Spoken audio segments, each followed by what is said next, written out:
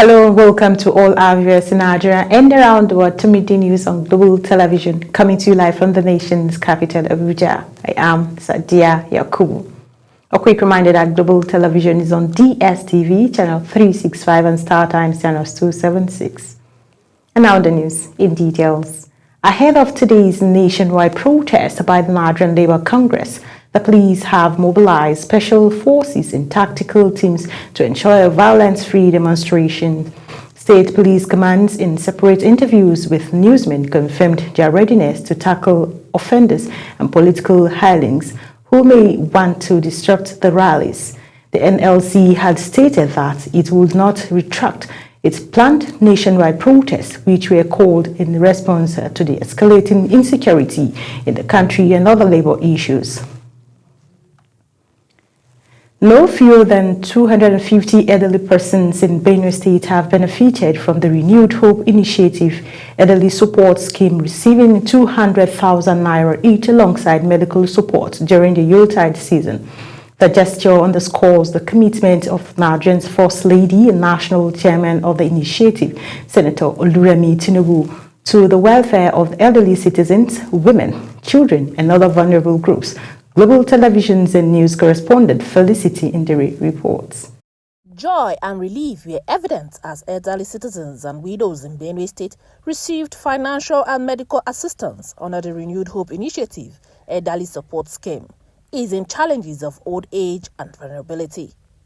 The initiative, themed Finding Joy in Old Age, targets hunger and poverty among vulnerable groups, in line with the Governor Hyacinth Elia-led administration commitment to improving living conditions across the state. This social investment program embodies our ongoing efforts to ensure that our elderly citizens live with dignity and joy in a nation that genuinely cares for its own. Beneficiaries described the support as timely and impactful, noting that it has eased both financial and medical pressures.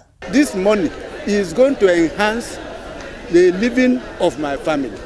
I am going to invest it on this portal. I'm going to bank the money today so that when the rainy season comes, I will buy inputs for farming. I was thinking how to get money to pay my son's school fee who is studying medical science in Benue State University. But with this today amount of money, I relieve my parents. Widows describe the support as a major source of encouragement, saying it has eased their hardship and restored confidence that their concerns are being addressed. As a widow, even if it's tomato or pepper that I'm going to sell, I know that since she gave us this money from one heart, because she's a woman with a heart of gold, this money, when you put it into business, is going to come 100-fold. The Renewed Hope Initiative State Coordinator in Benue State and Special Advisor to the Governor on Women Affairs, Honorable Scholastica Benso, described the initiative as a deliberate effort to ensure a better and more dignified life for elderly citizens, particularly during the Yuletide season. This is Her Excellency's way of celebrating our elderly citizens across the nation. And for Benue, as you can see, due to everything that has hit us, this is well appreciated. And then the governor adding to it to support us with medical outreach and also rice for them to have this Christmas package we appreciate.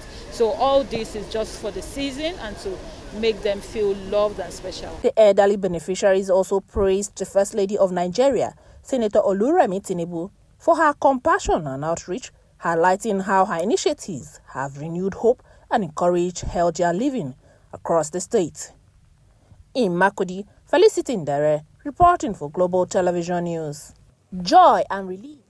The National University Commission says it plans for the repositioning of the Nigerian university system through core curriculum and minimum non-academic standards and the review of the guidelines on transnational education. Executive Secretary NUC Professor Abdullahi Ribado stated these in Uturu, Abia State during the Georgia University Uturu 10th convocation ceremony. He said the Commission, in its effort to reposition the Nigerian university system for excellence and global competitiveness, has embarked on some laudable projects. These include curriculum development from benchmarking new academic standards to core curriculum and new non-academic standards. In a major diplomatic move, the Senate has confirmed the nominations of Lateef Ari Aminu Dalhatu and Emmanuel Oke as non-career ambassadors. Their confirmation followed the presentation of a report by the chairman, Senate Committee on Foreign Affairs, Sani Bello. Topsy Gimba has details. According to the senator, the nominees who hailed from Ogun, Jigawa and Oyo states respectively met all the requirements during their screening. The committee therefore recommends as follows.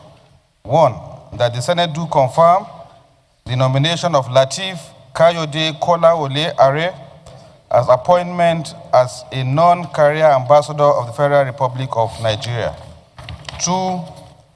That the Senate do confirm the nomination of Aminu Muhammad Dalhatu for appointment as non-career ambassador of the Federal Republic of Nigeria. And finally, that the Senate do confirm the nomination of Emmanuel Ayodele Oke, CFR, for appointment as non-career ambassador of the Federal Republic of Nigeria. Are, Dalhatu and Oke were the first 3 nominees forwarded to the Senate by President Bola Tinubu for confirmation. 65 other nominees have been screened by the Senate Committee on Foreign Affairs and await confirmation. In a related development, the Senate has also confirmed Dr. Chukwuemeka Chukwu as the resident electoral commissioner for Abia State in the Independent National Electoral Commission, INEC. Competence and integrity as guided by the Constitution, and found him suitable for reappointment as resident electoral commissioner.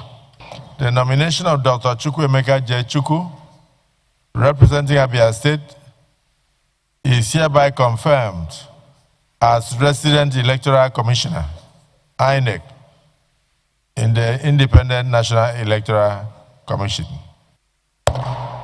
The Red Chamber also confirmed Aisha Mahmoud Kantibelo and Dr. Anma Shaun Fawat Olayinka as commissioners of the National Electricity Regulatory Commission, NEC. Topsy Gimba, reporting for Global Television News.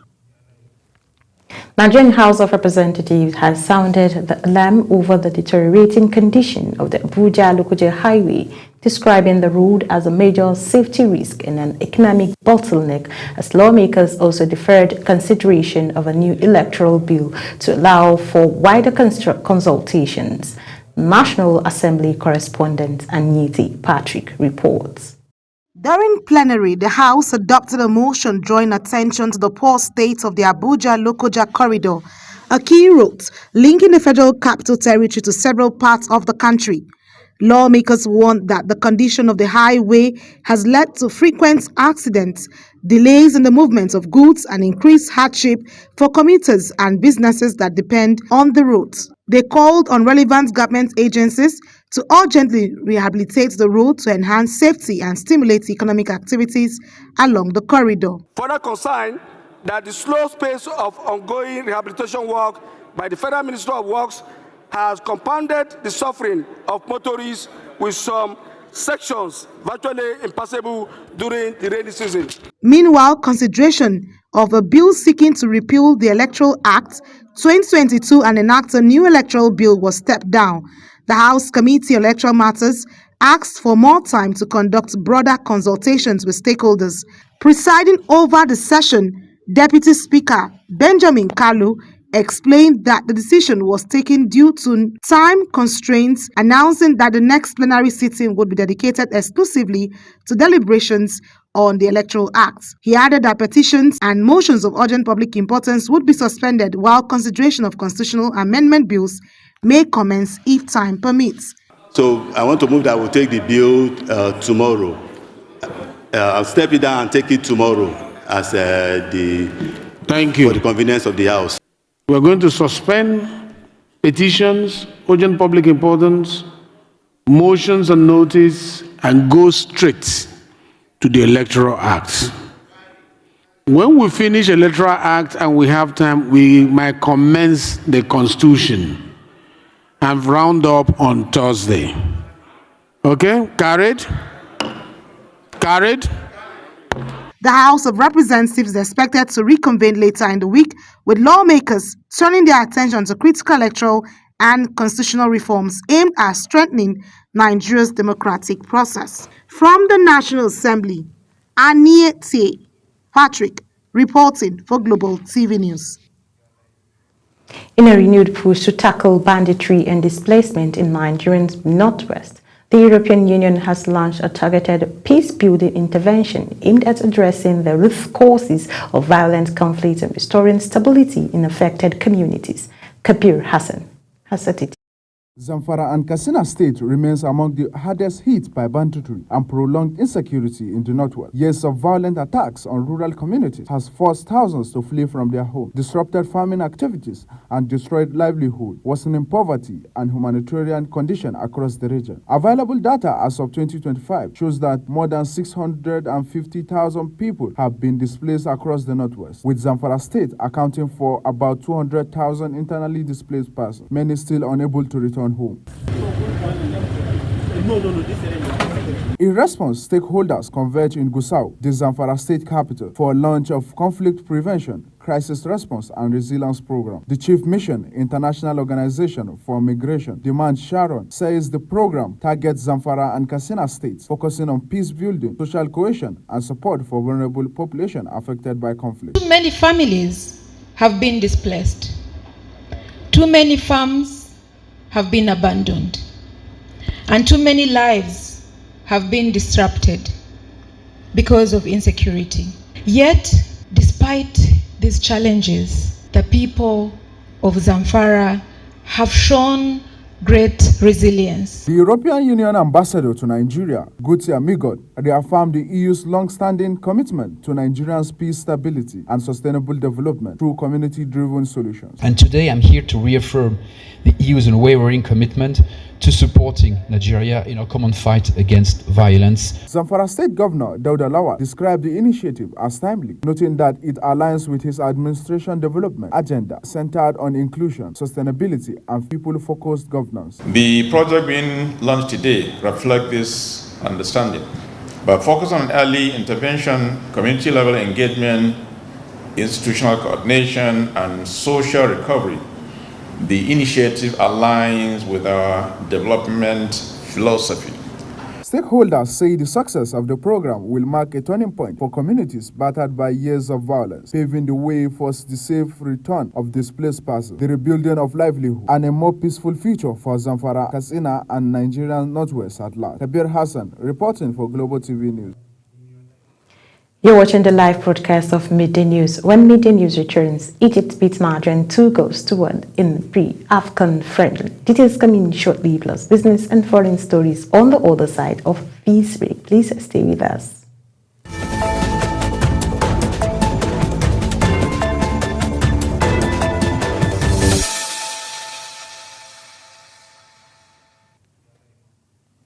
Welcome back from that short break. And in business news, in a major boost for workers and retirees across the country, the federal government has taken a decisive step to clear long-standing pension liabilities, reinforcing confidence in Nigeria's pension system and signaling a renewed commitment to retirement security. The Director General of the National Pension Commission, Omolola Oloworara, made this known at the PenCom Media Summit in Abuja. Business correspondent Kikelomo Okiri was there for Global Television.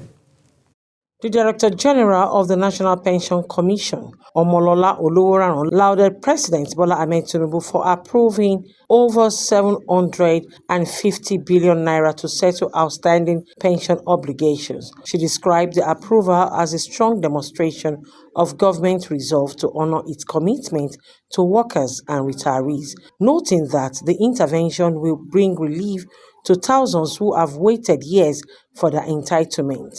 Oloworara says the Pension Resolution Summit represents a defining moment for Nigerian pension industry, anchored on accountability, effective delivery, and a clear vision for long-term sustainability. This unprecedented intervention sets a clear and powerful signal that Nigeria honors its promises to its workers and retirees. She explained that the launch of Pension Revolution 2.0 is the most comprehensive reform of the sector since 2004, introducing tighter regulation, stronger governance framework, and a full digital transformation of pension administration. According to PenCom boss, enhanced pension benefit, and the expansion of coverage through personal pension plans are already improving financial security and restoring dignity, especially for retirees and workers in the informal sector. Oloworan stressed that as reforms deepen, strict compliance, innovation, and service excellence will remain non-negotiable as the Commission works to safeguard the future of retirement in Nigeria. It was structural. It brought together new regulations, stronger supervision, governance reforms, digital transformation, and industry realignment. Earlier, President of the Pension Correspondents Association of Nigeria, Nana Musa, says the engagement has strengthened collaboration between Commission and the media, promoting transparency and informed public discourse on pension matters. As partners, we are building trust, strengthening transparency, and deepening public understanding of the country's pension industry. With the clearance of long-standing pension liabilities and the rollout of the far-reaching reform under Pension Revolution 2.0, stakeholders says Nigerian pension system is entering a new era of accountability and sustainability, offering renewed hope and financial security for workers and retirees across the country. Kike Lomo Okeri, Global Television News. Environmental pressure is mounting on the federal government as activists warn that genetically modified crops could endanger public health, local farmers, and Nigerian food future. At a national rally in Abuja, environmental advocates demanded an immediate ban on the commercialization of the genetically modified organisms, GMOs, insisting that the government must act on the 2024 recommendation of the House of Representatives. Our correspondent has the details. The approval of genetically modified Taylor's maize has reignited nationwide concerns over the safety and long-term impact of GMOs in Nigeria.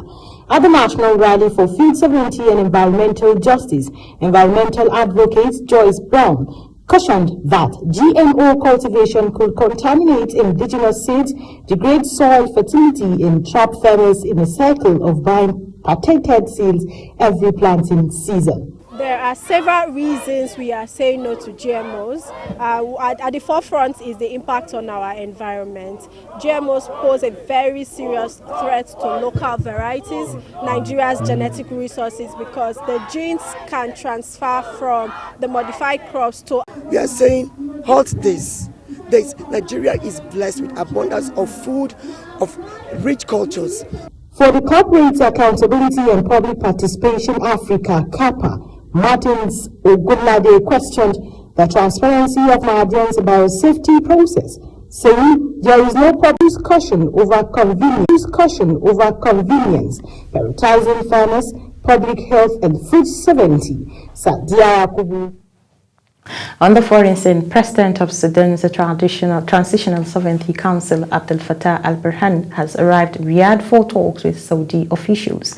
According to Saudi press agency, the two leaders are to review the situation in Sudan, its regional implications, and the ongoing effort to achieve security and stability in the war-torn country. Saudi Arabia is part of the Quad that includes the United States, Egypt, and the United Arab Emirates. President Donald Trump has signed a proclamation further restricting entry to the United States for nationals from countries deemed high risk due to demonstration, persistent and severe deficiencies in screening, vetting, and information sharing that threatened United States national security and public safety. Among the 15 additional countries newly subject to partial restriction is Nigeria. The announcement comes directly from the White House website, which limits the entry of foreign nationals to protect the security of the United States. And in sports, Egypt beats Nigeria 2-1 in a pre-African Cup of Nations friendly at the Cairo International Stadium as both sides completed their final preparations for the tournament. The hosts took the lead in 28 minutes through Ahmed Sabir, while Nigerian equalized through Paul with a glancing header from Frank Onyeka's long throw. The match, however, ended 2-1 in favor of Egypt.